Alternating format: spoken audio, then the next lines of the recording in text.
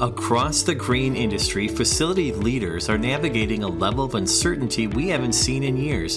Volatile commodity markets, weather extremes, labor shortages, tighter margins, rising expectations around safety, uptime, and quality. In this environment, the question isn't just how do we operate efficiently this year, it's how do we build facilities that can withstand the next 10. In today's episode of the Whole Grain Podcast, we explore what it really means to operate a modern grain facility, where markets, risk management, storage strategy, conditioning, and automation all intersect. My guest is Matt Koch, Chief Marketing Officer at Sukup Manufacturing Co.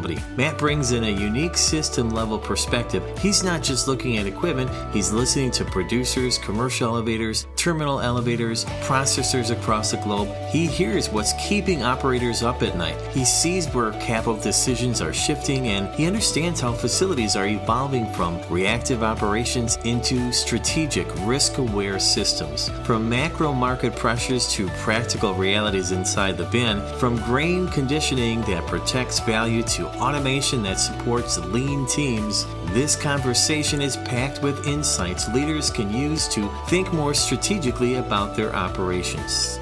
Stay tuned.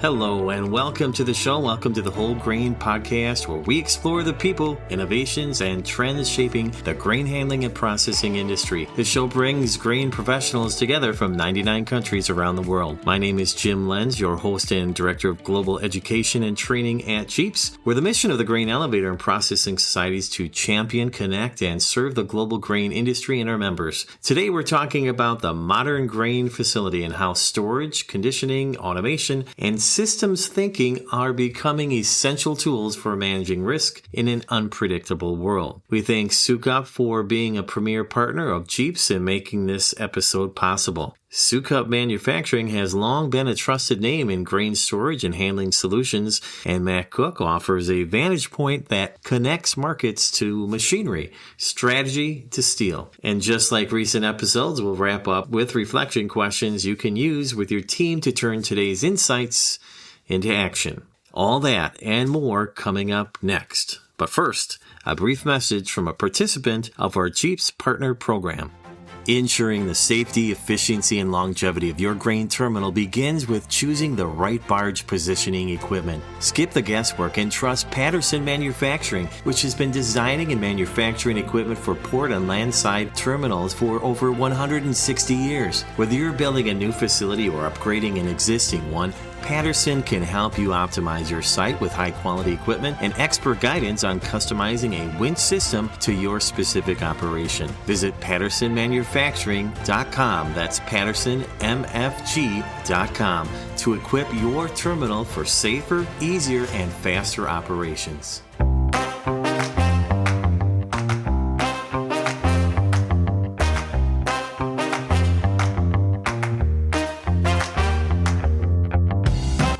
My guest is Matt Koch, Chief Marketing Officer at Sukup Manufacturing. Sukup works with producers, commercial elevators, terminals, and processors across the globe.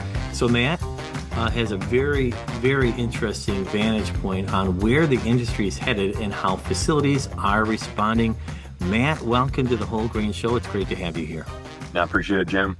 Now, Matt, I really do mean that. Your perspective is unique. Our Whole Grain Podcast listeners will be tuned to this. Before, though, we get into markets and technology, I want to start with you. As CMO at Sukup, you're not just telling a story, you're listening to customers across the supply chain. What does your role allow you to see that maybe a single facility or a region doesn't? Yeah, we have at Sukup here, I have the great benefit of interacting with all markets, not just the ones that most, I think, of our core listeners here in the domestic United States, especially across the breadbasket here, but into Canada, into Mexico and South America, as well as Europe. And we've shipped product to all 50 states and over 100 unique countries. So lots of different things in lots of different areas of the world, between tariffs and supply chain and everything in between. We see the full gamut of everything. So it provides us a much broader macro view of not only the domestic United States, but the broader world.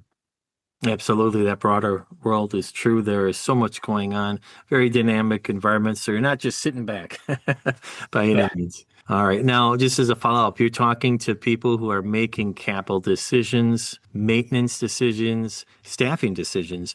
What are they most concerned about right now? What are you finding out?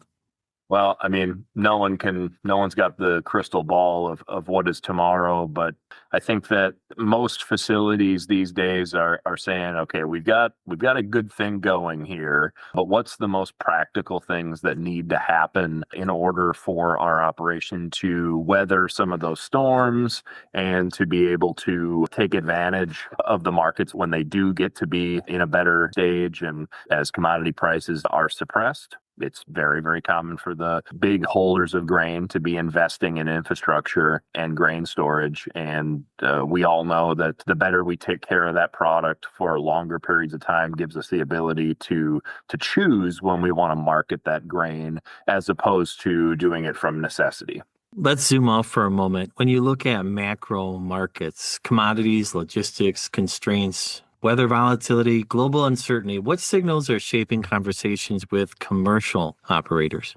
Well, most of that is going to be kind of where product is coming in from, what kind of that input supply chain looks like, and then who's buying. For instance, corn and soybeans, make up the majority of what we're discussing here today. Energy independence is a major thing that is driving those macro markets. Many countries are looking to decide, is this for us? How do we do this? Who is going to be our partner when that's the case? This is definitely impacted by diesel and ethanol production and what that looks like as not only a national security interest in the United States, but all of the other trading partners that are around as well. And what's happening with China? Are they going to be buying our soybeans? Are they going to be going, to South America for that kind of thing? Corn markets and ethanol, same deal there. It's not a great crop over in some of the Asian markets. And so they're looking at import there.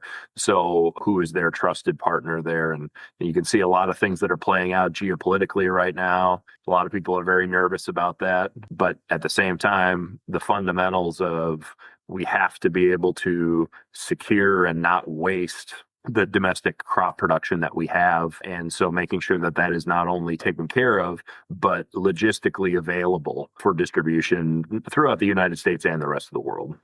A lot of big decisions. Are you seeing operators shift from how do we optimize this year to how do we protect ourselves for the next 10? What are you seeing? I think it's a longer term cycle now. I don't think that most operators and co-ops and general elevators and large holders are looking at what does this year look like. I think that most of everything is being decided in that 3 to 7 year window.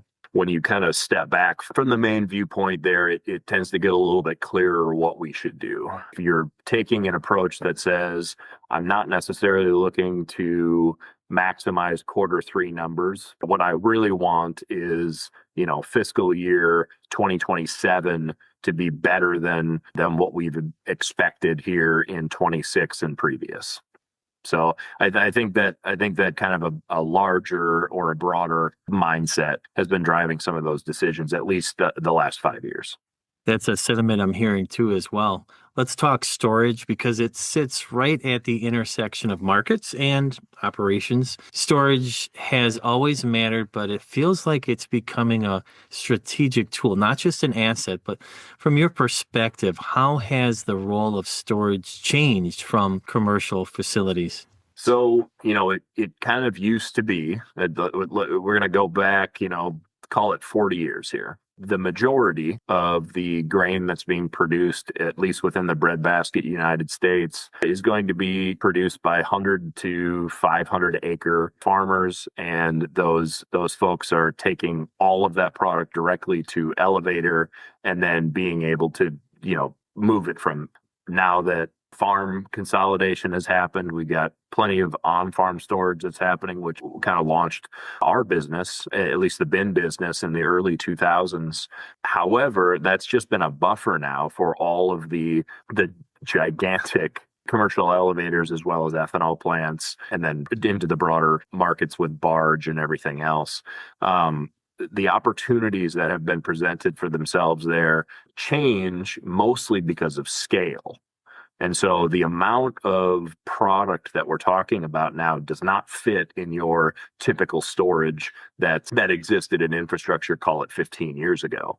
Now we're having what used to be a commercial elevator show up on the farm. So what does that mean for, the commercial carriers? We're talking, millions of bushels of storage in every one of those and consolidation across the board. And so the more markets that you're servicing, the more need you're going to have, not only for infrastructure, but also the monitoring and conditioning of that infrastructure as well. That's a really neat perspective. When you talk with elevator managers or terminal operators, what benefits of storage are they most focused on today? Kind of two main things. One, they want an easy and turnkey operation to be able to load in and load out. Okay. And so there's nothing more disruptive to a large facility now than if you can't get product in and out of it. And so making sure that stuff works is the most important. And of course, that it's efficient. You don't have bottlenecks. We got a bunch of folks on our staff that specialize in making sure that those things are taken care of, as well as working with our partners, our dealer network, especially in those commercial dealerships, to be able to make sure that those projects go the way we expect it to. And, it used to be where receiving was going to be a few thousand bushel an hour. Now we're talking tens of thousands of bushels an hour. I know that we're talking receiving upwards of 60,000 bushel an hour. So the game has changed as far as that scale goes, and we've been in a good position to be able to help people with that. It is amazing. Efficiency, storage capacity, safety, all top of mind. Is it market flexibility, throughput, risk management, quality preservation? If you had to put it simply, what does well-designed storage allow operators to do that they couldn't do otherwise? Well, when done correctly, it addresses most of those parameters. The large thing to keep in mind is, well, first of all, very few facilities are the same. I think that many commercial elevators have gone back to the drawing board in their latest round of capital expansion to be able to say, we would really like congruency and symmetry across our operations.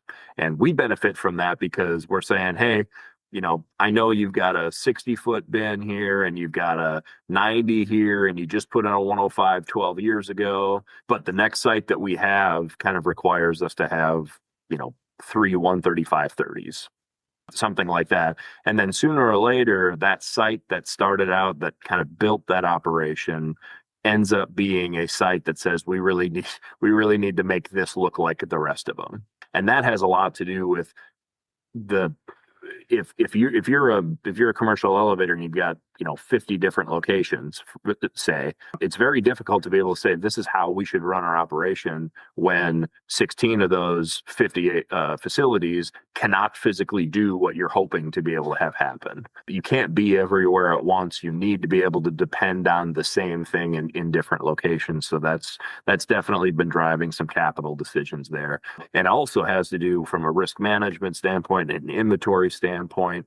All of the things that need to happen there rely on procedure, rely on symmetry. And so if you're telling these two elevators to do the same thing and one of them can't perform that well, then there's extra management that goes into figuring out how we're going to get the throughput that we're hoping for, even though one facility doesn't physically have the equipment or infrastructure to be able to meet those needs.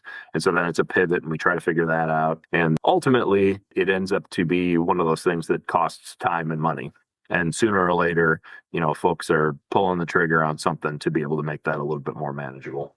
These are big topic for discussion and analysis. I mean, we've even talked about grain conditioning, which is critical, right? So once grain is in the bin, the real work begins. Grain conditioning doesn't always get that spotlight, but it's where the value can quietly be protected or quietly lost.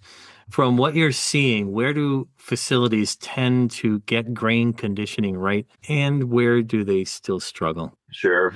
So a lot of times the first indicator is how much consolidation of product do we have in one unit. what used to be a large bin, we would call like a 48 diameter, 10 ring bin, 12 ring bin. Those are going to be around that 50, 60,000 bushel per bin type storage capacities. Now we're talking hundreds of thousands, if not millions of bushels in these bins. The risk then is really, instead of spreading that out over, a lot of different products or a lot of different bins, we've got it all in one spot. Okay. And that's good and bad.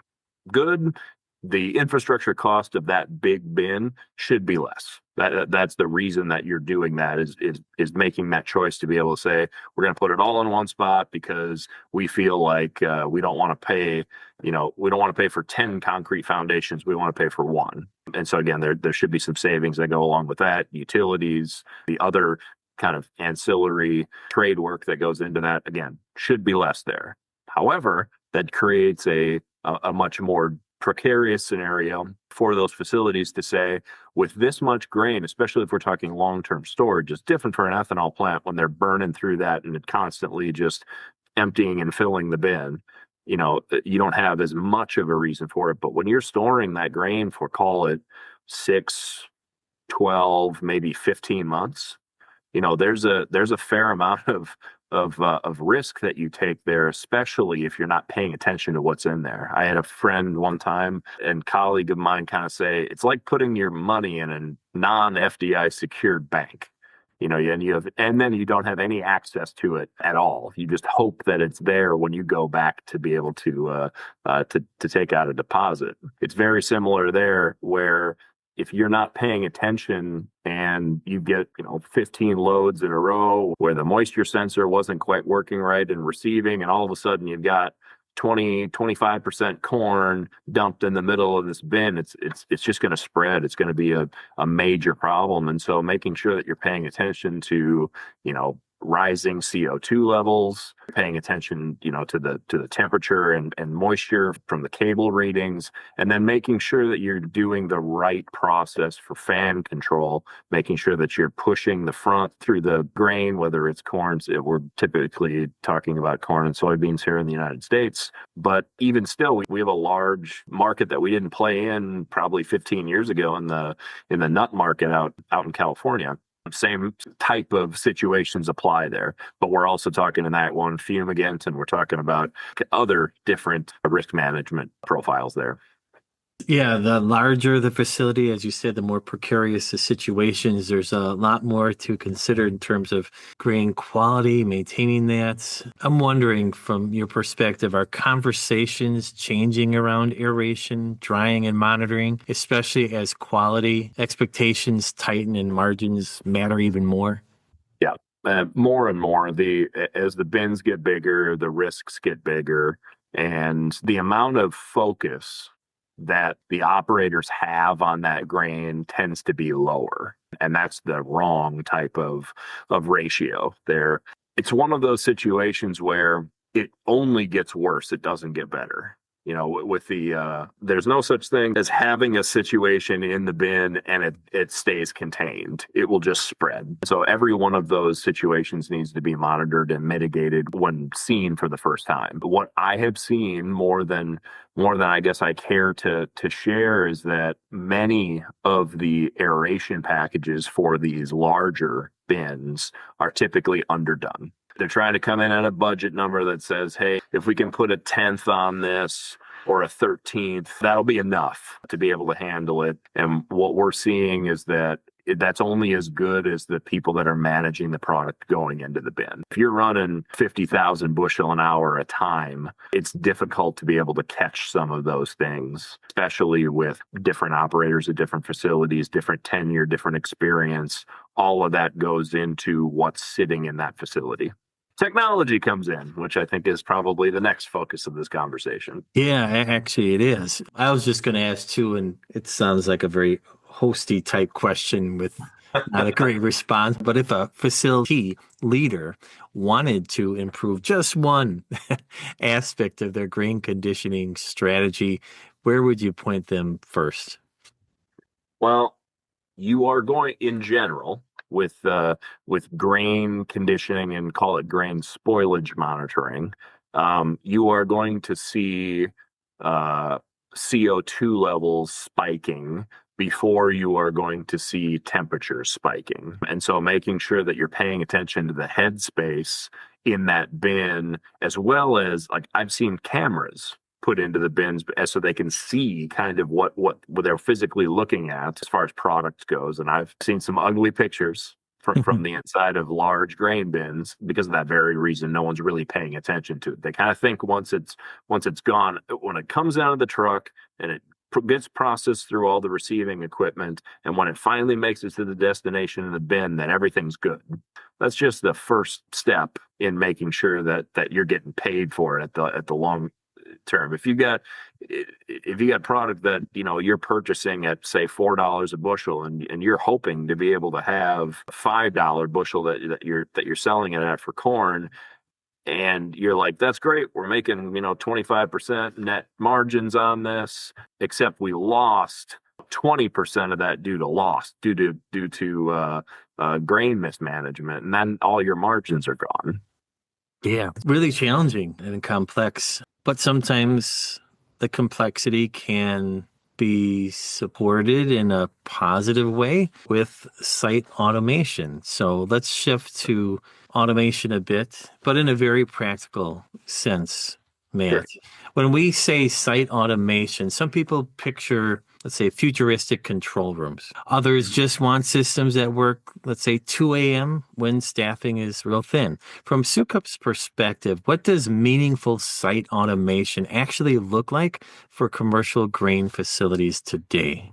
I think that in general, when you go to a very typical commercial grain facility, they've got a control panel that some local or perhaps national automation company had put together for them, and they've got knobs and switches and touch panels and sensors all throughout the site, and they've set it up specifically for them, and it is a really good turnkey solution for that one customer and that one site. And then when they switch the conveyance in one area, then that same company's got to come back and they've got to make all the changes, and then they send you a bill, and then inevitably you add on to the site, and that same company comes back and they say, well, we're more than happy to take your money, and we want to be able to do everything that you want to be able to do, and sooner or later, again, you just have this continual money machine of people coming in and changing your stuff, and it only exists for one facility. Mm-hmm. It's very difficult to be able to take what is done at one commercial elevator and then take all the code, all of the hardware, and then drop it into your sister plant in another area and expect that to work. It likely is not going to without major effort. What I am saying, I believe, is the future of control systems automation specifically within grain elevators, ethanol plants, processing facilities, you name it, is a more OEM modular type developed system. I don't know how much of our audience deals with kind of high-end networking equipment, but this is kind of how that's gone. If you were an IT person back in the 80s, you remember that everything was very manual, put together, very unique, very difficult to be able to deploy and change networks within these facilities. Over time, though, it shifted to more of what is known as a software-defined network, where you're actually coding the differences instead of physically changing the parts, which makes it a lot easier, makes it a lot more modular, makes it a lot more user-friendly, especially for expansion and changes. And we're developing that type of technology at Sukup right now in our sync system. And so that's a project that we launched a couple of years ago now. It's actually something that I used to personally work on as an electrical engineer that worked on our products. And we kind of said, how could we meaningfully make these pieces of equipment work together? So I'll give an example of what I think is going to hit a lot of commercial grain facilities, at least the operators today.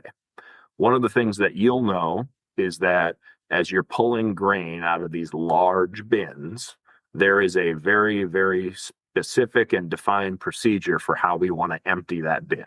We had a couple of folks visit us here to teach our dealer network about what it means to have a grain bin this big and what is it like. And we showed a picture of a balloon and a tin can and asked everybody to say, hey, what is a grain bin more like, this balloon or this tin can? Most people picked the tin can and they said, well, it's actually more like a balloon. And the bin is designed to be able to hold the grain, and it's designed to move a little bit, but it's not designed like a tin can would be. A tin can would, at scale, I think they said something like the metal on the outside would be an inch and a half thick.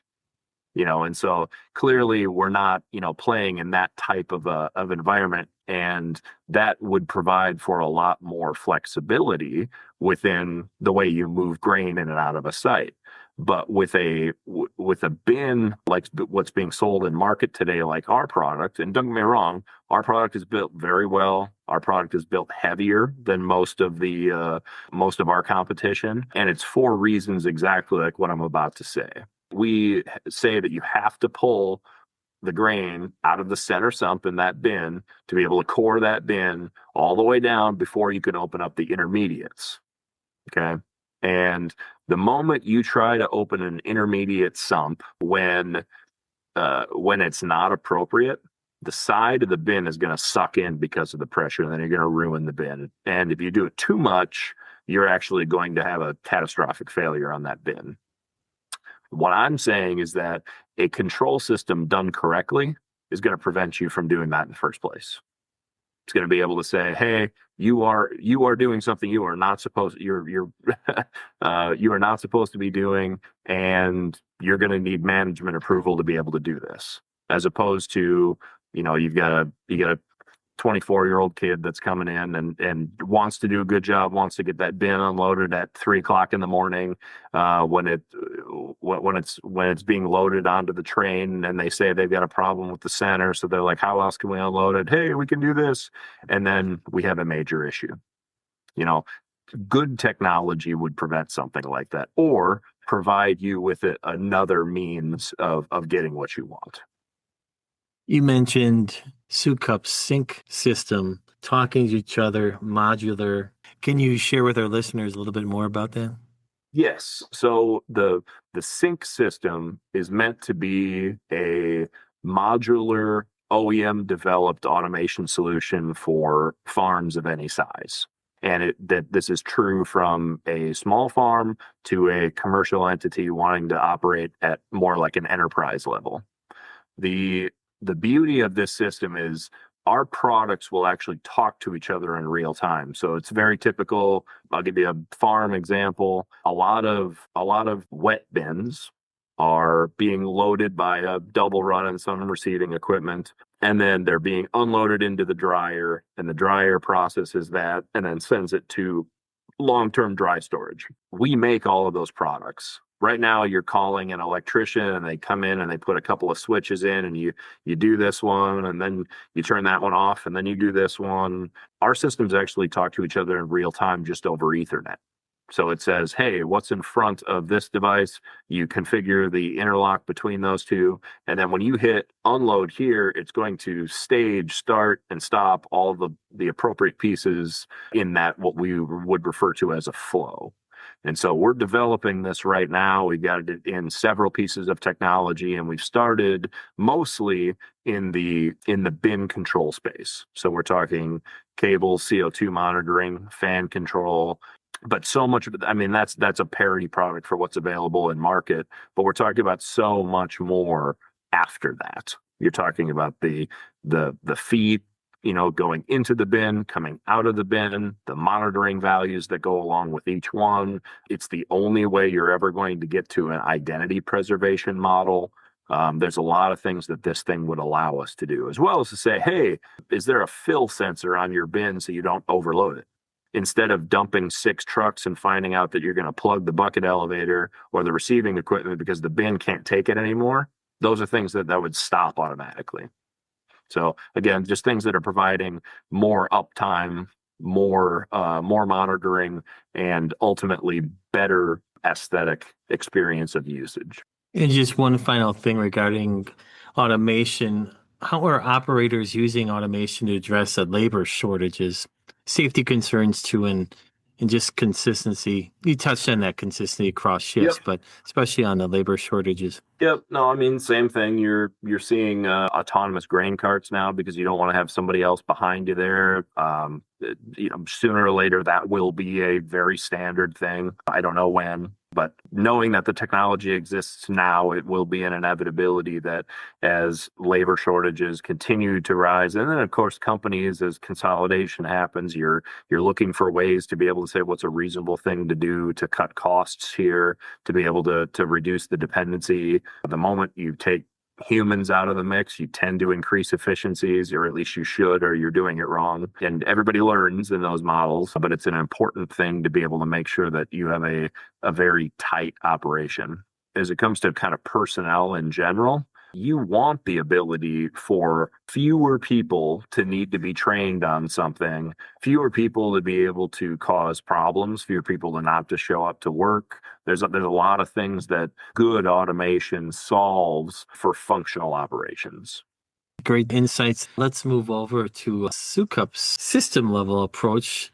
Sukup has grown into a company that offers systems, like you said, very broad based, really serving the grain industry globally in so many means, not just individual pieces of equipment. How do you think about supporting facilities that are very different stages, some modernizing, others expanding, others just trying to stabilize operations? That seems complex. Yeah, I mean, it is and it isn't. One of the nice things that we are able to do is we're located in Sheffield, Iowa. We're in the breadbasket of the world here in Iowa. We're very close to our end customers, whether that's the 100-acre farmer that we still have here, or multi-thousand-acre farmers, all the way up through commercial elevators and ethanol plants. We kind of see we know the operations because we see it all the time. We live it, we do it, we listen to them. And when they say they've got an issue, I sit very close to all of our product directors here in the wing of our office here, and we're connected in the same building with our engineers, and we meet, once or twice a month to be able to say, how can we solve these problems? And we're not farming that out to India or to different satellite offices across the world. We're really involved with that here. We've got a really good handle on it. It's something that we've found that makes us special.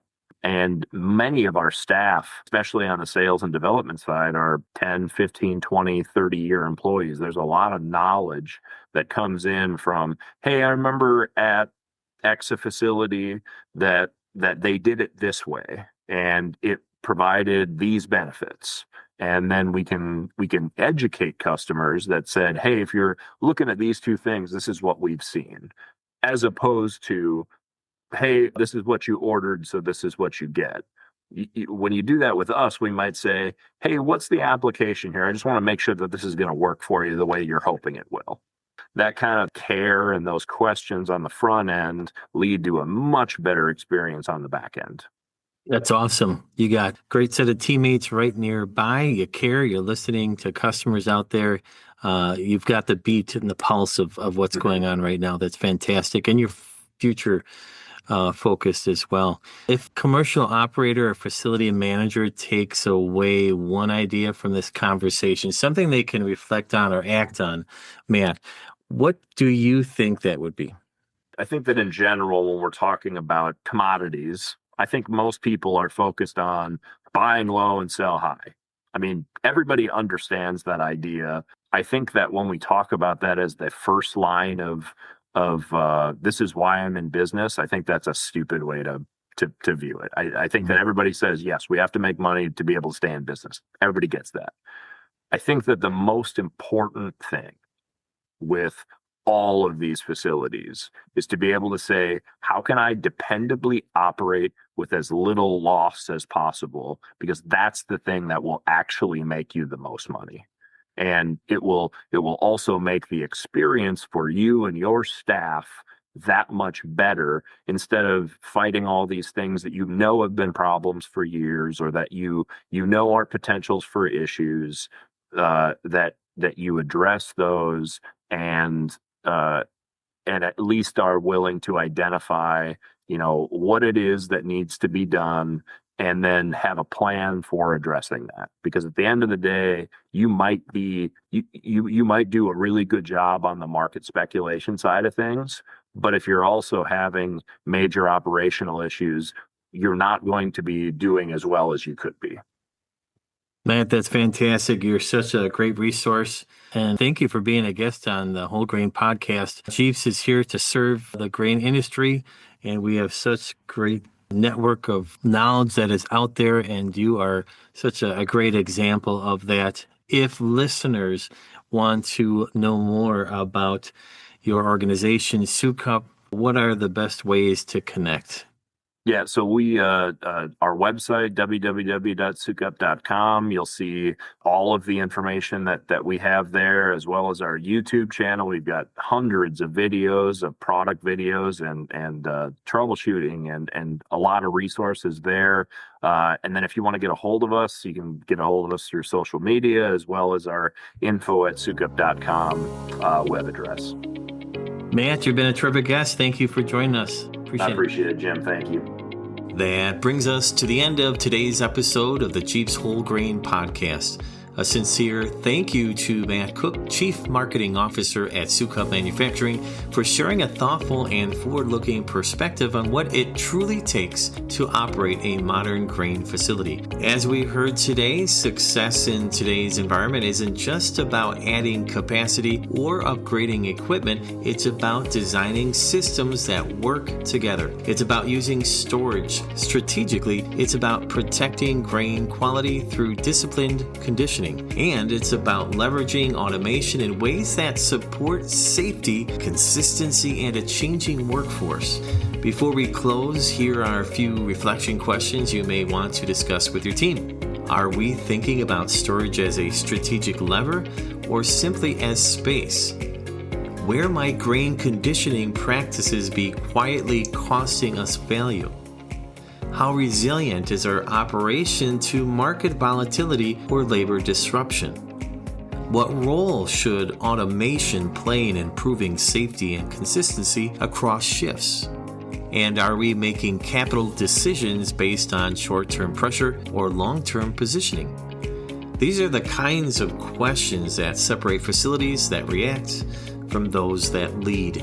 Remember, Jeeps is here to support you with education and resources designed specifically for grain professionals like you, including more than 25 online and on-demand courses, hands-on training programs, a searchable video library, interactive webinars, local chapter programs, our globally recognized credentialing pathway, the digital Jeeps glossary, next-gen path for early career professionals and interns, and of course, Jeeps Exchange, our industry's premier annual event. Visit Jeeps.com to continue learning, growing, and connecting with professionals across the global grain industry.